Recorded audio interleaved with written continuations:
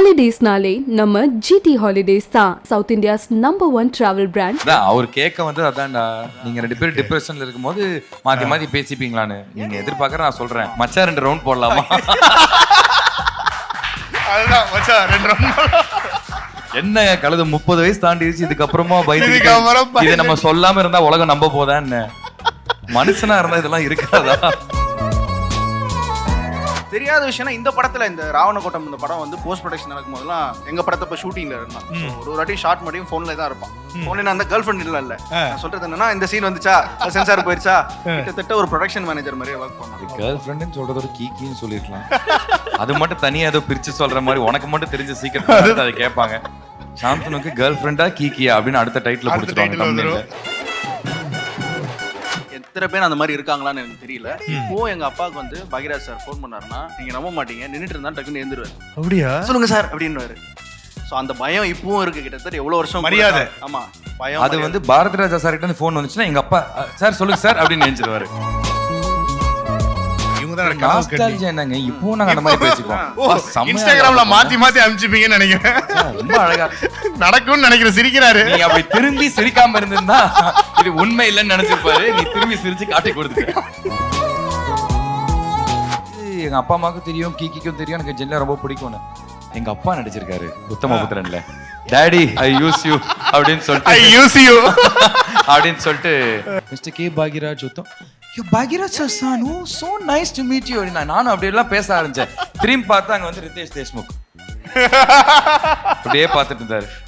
see you nice to meet you அப்படின்னு சொல்லிட்டு கிளம்பிட்டேன். சார் குதூகலமா அடுத்த நாள் சந்தோஷத்துல இருக்காரு. we spoke last night no yeah that's me வாலண்டியரா ஒரு வார்த்தை no that is my friend சாந்தனுன்னு சொல்லிருக்கால. இவன் அடிக்கடி சொல்ற ஒரு விஷயம், ஒருத்தர் செம்ம அடி வாங்க போறாரு, அந்த அடி வேற யாரும் வாங்க போறது இல்ல, அது நீதான் அப்படின்னு சொல்லி பிடிப்பாரு. மார்ஃபேஸ் இஸ் a Greek god. அவரை சுத்தி நாங்க போய் ஒரு 3 ரவுண்ட் அடிக்க போறோம். அது நல்ல ஒரு மெடிடேஷன் பண்ண போறோம். ஆரியா பிரதர் மச்சான் பிரியாணி போட்டுருக்காங்க மச்சான், இரு மச்சான் சாப்பிட்டு வரலாம், ரிலாக்ஸா போய் ஆடலாம். சிவா கலாச்சிருப்பாரு இந்த மாதிரி வந்து பாரு, நாங்க ஒருத்தங்க எவ்வளவு சீரியஸா பேசிட்டு இருக்கேன், ஒருத்தன் சைலண்டா இது சாப்பிட்டுருக்காங்க, கிச்சடி சாப்பிட்டுருக்காங்க. அவரு உடனே ரோஹித் அப்படின்னாரு. ஆமா உடனே கேஎல். ஓகே, அது என்னைக்காச்சு விட்டு இருந்தா நான் ஒரு கிரிக்கெட்டரா இருக்கலாமே அப்படின்ற மாதிரி. அங்க இருக்கிற அரசியலுக்கு இதுவே பரவாயில்லைங்க.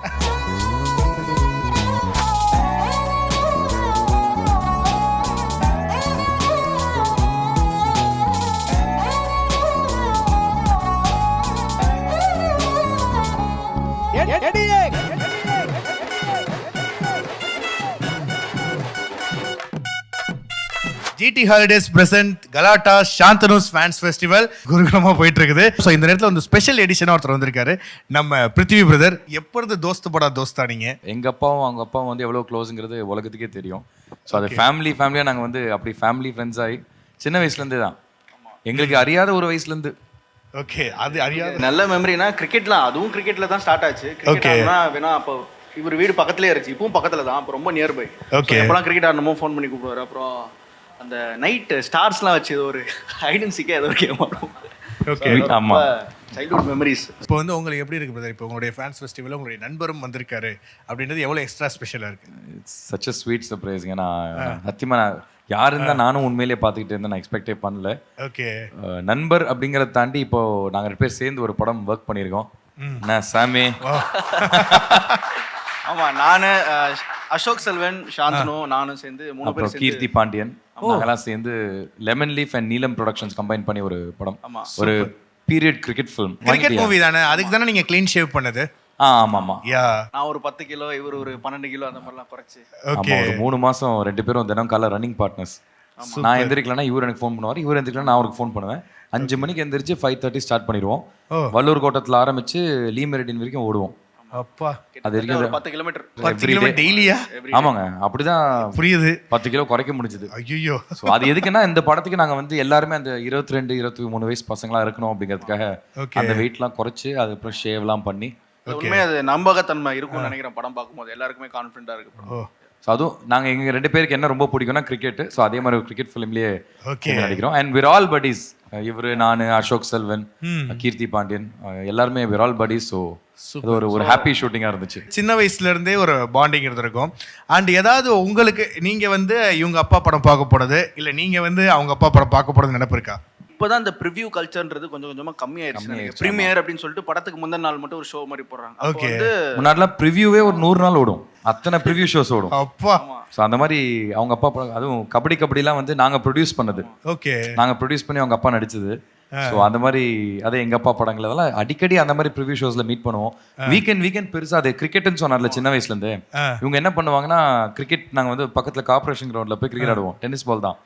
அதில் யார் ஜெயிக்கிறோமோ நைட்டு வந்து ஒரு 10 கப்பு ஆர்கனைஸ் பண்ணுவாங்க. யார் மேன் ஆஃப் த மேட்ச், யார் ஜெயிச்சது தோத்தது எல்லாருக்குமே கப்பெல்லாம் ஆர்கனைஸ் பண்ணி அன்னைக்கு நைட்டு கேக் எல்லாம் வச்சு பெரிய பிரியாணி விருந்தெல்லாம் வச்சு அப்போவே என்னன்னா அந்த என்னோட பர்த்டே வந்து last day of the year. So அது வந்து பர்த்டேவோ இல்லையோ அது ஊரே கொண்டாடும். நியூ இயர் நாங்கள் அன்னைக்கு மேட்ச் ஆடி நைட்டு வந்து பார்ட்டி பண்றதுக்கு இது ஒரு ஒகேஷன் மாதிரி ஃபீல் பண்ணி. ஓகே. ஆமா, அப்பெல்லாம் பார்ட்டினா நம்ம பப்ஸ் கேக் அப்படியே போயிடும். இப்பதான் பார்ட்டி வேற மாதிரி ஒரு டைமென்ஷன்ல மாறி இருக்கு. அவர் கேட்க வந்து அதான்டா, நீங்க 2 பேரும் டிப்ரெஷன்ல இருக்கும்போது மாத்தி பேசிப்பீங்களான்னு நீங்க எதிர்பார்க்கற. நான் சொல்றேன் மச்சா 2 ரவுண்ட் போடலாமா? அதுதான் மச்சான் 2 ரவுண்ட். என்ன கழுது 30 வயசு தாண்டிடுச்சு, இதுக்கப்புறமா பயந்து இதை நம்ம சொல்லாம இருந்தா உலகம் நம்ப போதான்னு. மனுஷனா இருந்தா இதெல்லாம் இருக்காதா? அண்ட் பிரதர், நீங்க வந்து உங்களுடைய ஃப்ரெண்டை பத்தி ஒரு பயங்கரமான சீக்ரெட் ஏதாவது? ஆக்சுவலி சோனு வந்து ஒரு ஆக்டரா எல்லாருக்குமே தெரியும், டான்சரா எல்லாருக்குமே தெரியும். ஸோ எல்லாரும் சோனுன்னா ஃபர்ஸ்ட் டான்ஸ். ஏன்னா கிட்டத்தட்ட இங்க வந்து ஆக்டர்ஸ் ஆர்யா, விஷால் சார் எல்லாருமே வந்து இவரு சொல்லி கொடுத்தது நடிகர் சங்கத்துல ட்ரெயின் பண்ணி தான் வந்தவங்க. தெரியாத விஷயம்னா இந்த படத்துல இந்த ராவணகோட்டம் இந்த படம் வந்து போஸ்ட் ப்ரொடக்ஷன் நடக்கும் போதெல்லாம் எங்க படத்தை இப்போ ஷூட்டிங்ல இருந்தான். ஸோ ஒரு வாட்டி ஷார்ட் மட்டும் ஃபோன்ல தான் இருப்பான். ஃபோன்ல அந்த கேர்ள் ஃப்ரெண்ட் இல்ல. நான் சொல்றது என்னன்னா இந்த சீன் வந்துச்சா சென்சார் போயிருச்சா, கிட்டத்தட்ட ஒரு ப்ரொடக்ஷன் மேனேஜர் மாதிரியே ஒர்க் பண்ணான். அது கேர்ள் ஃப்ரெண்ட்னு சொல்றதோட கீக்கின்னு சொல்லிருக்கலாம். அது மட்டும் தனியா ஏதோ பிரிச்சு சொல்ற மாதிரி உனக்கு மட்டும் தெரிஞ்ச சீக்கிரம் அதை கேட்பாங்க. சாந்தனுக்கு கேர்ள் ஃப்ரெண்டா கீக்கியா அப்படின்னு அடுத்த டைட்டில் கொடுத்துருவாங்க. ஓகே. இப்போ ஓகே பிரதர், இவங்கள பத்தி ஒரு பயங்கரமான ஒரு சீக்ரெட் நீங்க சொல்ல போறீங்க பிருத்திவி பிரதர் பத்தி. இது நான் சீக்ரெட்னு சொல்ல முடியாது, பட் இன்னும் வெளியில நிறைய பேருக்கு இன்னும் தெரியாத ஒரு விஷயம். பிருத்வி வந்து is a terrific performer. Terrific performer. அது இப்போ நாங்கள் சேர்ந்து பண்ணுற படத்தில் வந்து எல்லாருக்குமே தெரியும். ஏன்னா அந்த கதாபாத்திரத்தில் வந்து உண்மையிலே நானும் இத்தனை வருஷம் பிருத்வி வந்து இப்படி பார்த்ததில்ல. அந்த கதாபாத்திரமா 2வது அவ்வளோ டெடிக்கேட்டடாக அந்த இன்ஃபேக்ட் நான்லாம் வந்து ஒரு 9.5 கிலோ தான் குறைச்சேன். இவர் 12-13 கிலோ குறைச்சாரு. நைஸாக ஏன் மேலே சொல்லிட்டார், நான் தான் அவ்வளோ குறைச்சேன், இவர் தான் அதை குறைச்சாரு. குறைச்சிட்டு அந்த கேரக்டருக்குள்ள ரொம்ப ஆப்டாக உட்காந்து அந்த கேரக்டராகவே இன்ஃபேக்ட் நீங்கள் இப்போ வெளில வந்தீங்கன்னா அந்த கேரக்டர் தான் வாழ்ந்துட்டு இருப்பாரு. அந்த அளவுக்கு டீப்பாக அந்த கேரக்டருக்குள்ள போயிட்டாரு. ஸோ இதை நான் சீக்ரெட்னு சொல்ல மாட்டேன், but I really want the world to see what kind of a performer Prithvi is. We are looking forward to see that film. இன்னொன்று என்னைக்காச்சும் வந்து பொன்னாடிக்கிட்ட பயங்கரமா திட்டு வாங்கிட்டு மச்சான் பயங்கரமா நீ வச்சிருந்துட்டா நீ நம்ம மீட் பண்ணி ஆகணும் அப்படின்ற மாதிரி என்னைக்கு அந்த மாதிரி வாங்காம இருந்திருக்கும்? இல்ல அவர் ஆனா பொன்னாடிக்கு பயங்கரம் ஸ்ட்ரிக்டான அவங்க ஒய்ஃப் தான். ஆனா இவர் அதுக்கு தகுந்த மாதிரி பயங்கரம் டிசிப்ளின்டா இருக்கிற. ஸ்ட்ரிக்ட்னா அவங்க வந்து நம்ம வாழ்க்கையில கரெக்டா இருக்கணுங்கிறதுக்காக ஸ்ட்ரிக்டா இருப்பாங்க. மத்தபடி இதை நீ ஃபோன் வந்தாலே கொஞ்சம் லைட்டா பயப்படுவான்.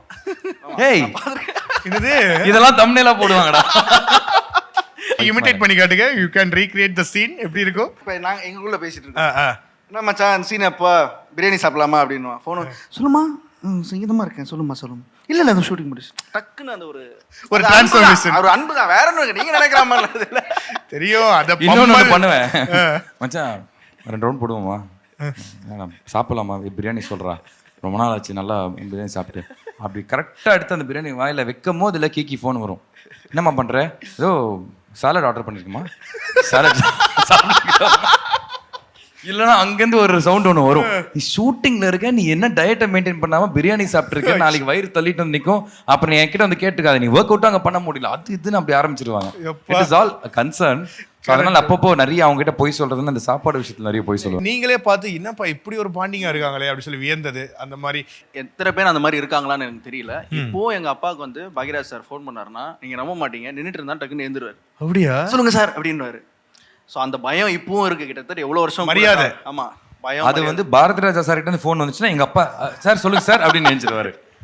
இந்த பாண்டிங் எஸ் சொல்ற மாதிரி இந்த ஜென்ரேஷன் எவ்வளவு பேர்கிட்ட இருக்கா இல்லையான்னு தெரியல. நம்ம பார்க்காம சொல்லக்கூடாது இல்லைன்னு, but I don't know. But அது வந்து டெஃபினட்டாக அங்கிள் கிட்ட இருக்கு. அதே மாதிரி பார்த்திபன் சாருக்கும் இருக்கு. இவங்க 2 பேருமே அப்பாவோட ஒரு செல்ல சிஷ்யர்கள் மாதிரி.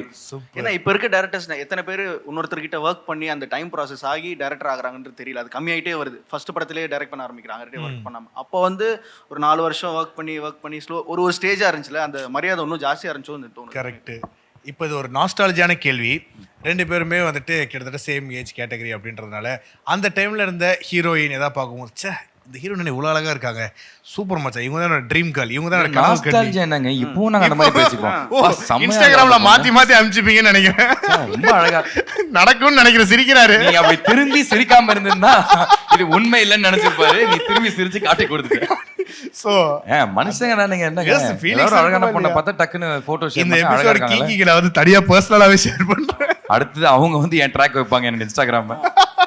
ஏய் இவன் என்னோட ஓபன் புக்கா இருக்கான். அவசரப்பட்டு எல்லாத்துக்கும் ஜெனிலியா பார்த்தோமே.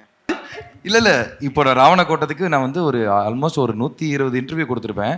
அதுல ஒரு 67 இன்டர்வியூல வந்து பிருத்வியை பத்தி அந்த ஜெனிலா எபிசோட சொல்லிட்டேன். சொல்லிட்டியா? இல்லது என்ன மேட்ரு? எனக்கு ஜெனிலானா ரொம்ப ரொம்ப பிடிக்குங்க. ஜெனிலியா? ஓகே. எனக்கு நான் என்னோட பழைய இன்டர்வியூஸ்ல தான் சொல்லியிருக்கேன். எனக்கு அந்த கியூட்டான நேச்சர், அவங்களோட பப்ளியான பெர்ஃபார்மன்ஸ்லாம் ரொம்ப பிடிக்கும். இது எங்க அப்பா அம்மாவுக்கும் தெரியும், கீக்கிக்கும் தெரியும் எனக்கு ஜெனிலா ரொம்ப பிடிக்கும்னு. பட் அவங்களோட ஒர்க் பண்ணதுக்கான ஒரு வாய்ப்பே கிடைச்சதில்ல. அதுக்கப்புறம் கல்யாணமும் ஆயிடுச்சு. அதுக்கப்புறம் அந்த ஆப்பர்ச்சுனிட்டி போயிருச்சு. சிசிஎலுக்கு ஒரு வாட்டி போனப்போ வந்து பாம்பே டீமுக்காக வந்து அவங்க வந்திருந்தாங்க. நான் பார்த்தோன்னே ஜெனிலியா போய் பேசி அவனை போய் ஆனால் எப்படி போய் இன்ட்ரடியூஸ் பண்ணிக்கிறது? பாம்பே நார்த்து நம்மளை தெரிஞ்சிருக்க வாய்ப்பு இல்லையே. எங்க அப்பா நடிச்சிருக்காரு உத்தமபுத்திரன்ல. டாடி ஐ யூஸ் யூ அப்படின்னு சொல்லிட்டு hi I am Shantanu, nice to meet you, you work with my father. Who is it? Who is your father? Mr. K. Bhagiraj Uttam. You're Bhagiraj's son. Oh, so nice to meet you. நானும் அப்படியெல்லாம் பேச ஆரம்பிச்சேன். திரும்பி பார்த்தா அங்க வந்து ரிதேஷ் தேஷ்முக் அப்படியே பார்த்துட்டு இருந்தாரு. See you. Nice to meet you அப்படின்னு சொல்லிட்டு கிளம்பிட்டேன். என்னடா சான்ஸ் மிஸ் ஆயிருச்சே அப்படின்னு பார்த்தா சார் குதூகலமா அடுத்த நாள் சந்தோஷத்துல இருக்காரு. என்ன நடந்திருக்குன்னா இவர் கிராஸ் பண்ணிருக்காரு பிரேக்ஃபாஸ்ட் அந்த கவுண்டர் கிட்ட வந்து கிராஸ் பண்ணிருக்காங்க. அவங்க உட்காந்து சாப்பிட்டு இருக்காங்க. அவங்க பார்த்தோன்னே அவங்க வந்து ஏதோ ரிசம்பிளன்ஸ் மாதிரி நினைச்சிட்டாங்கன்னு தெரியல. We spoke last night, no? Yeah, that's me. என்னடா அது? Yeah, that's me. ஒரு வார்த்தை no, that is my friend சாந்தனுன்னு சொல்லிருக்கால. சரி விடுப்பா, 2 பேரும் ஒரே மாதிரி இருக்கும்னு நினைச்சாங்களோ என்னவோ. பாருங்க என்னென்ன ரகலை பண்ணிருக்கீங்க நீங்க. இந்த மாதிரி இதை நான் நிறைய சொல்லிட்டேன் இன்டர்வியூஸ்ல. இன்னொரு விஷயம் நாங்க பயங்கரமா லைக் பண்ணது வந்து உங்களுடைய வீடியோ வந்து போட்டிருந்தீங்க. மிர்ச்சி சிவா வந்து அப்படியே பண்றது ஃபிளைட்ல. ஹலோ அது பயங்கரமா பண்ணிருப்பாரு. அதுக்கேற்ற மாதிரி அகில உலக சூப்பர் ஸ்டார் அப்படிலாம் போடுவீங்க. அந்த விஷயத்தை பத்தி சொல்லுங்க.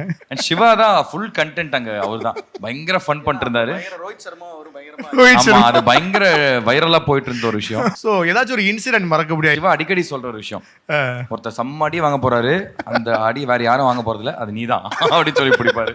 அதுக்கப்புறம் ஏதாவது ஒரு விஷயம் சொல்லும் போது நம்ம கிரிஞ்சா ஏதாவது ஒரு காமெடி பண்ணிட்டோம்னா அதை கொஞ்சம் அவாய்ட் பண்ணிருக்கலாம். கொஞ்சம் அவாய்ட் பண்ணிருக்கலாம். இல்ல ஏதோ ஒரு ஃபாரின் பேர் சொல்லி 2 ரவுண்டு போடலான் இருக்கோம். Morpheus is a Greek god. அவரை சுத்தி நாங்க போய் ஒரு 3 ரவுண்ட் அடிக்க போறோம். அது நல்ல ஒரு மெடிடேஷன் பண்ண போறோம்.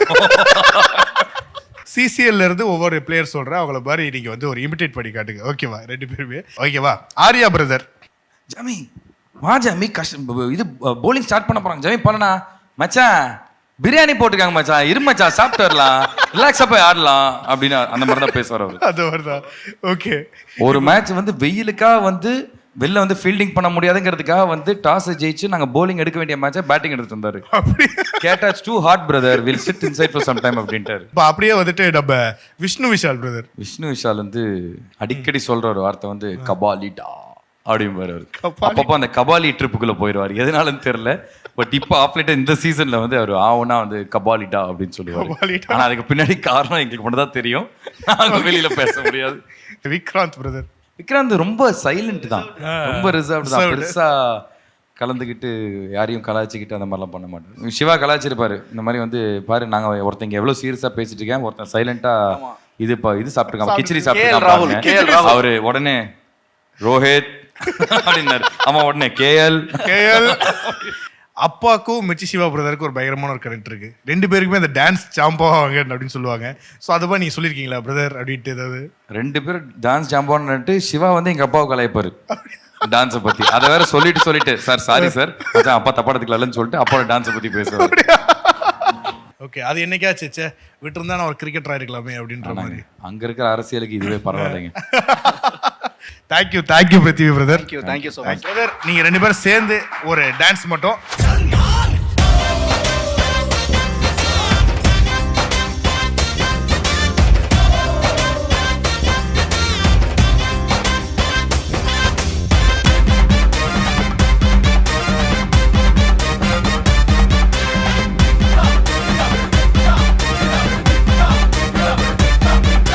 ஹாலிடேஸ்னாலே நம்ம ஜிடி ஹாலிடேஸ் தான். South India's number 1 travel brand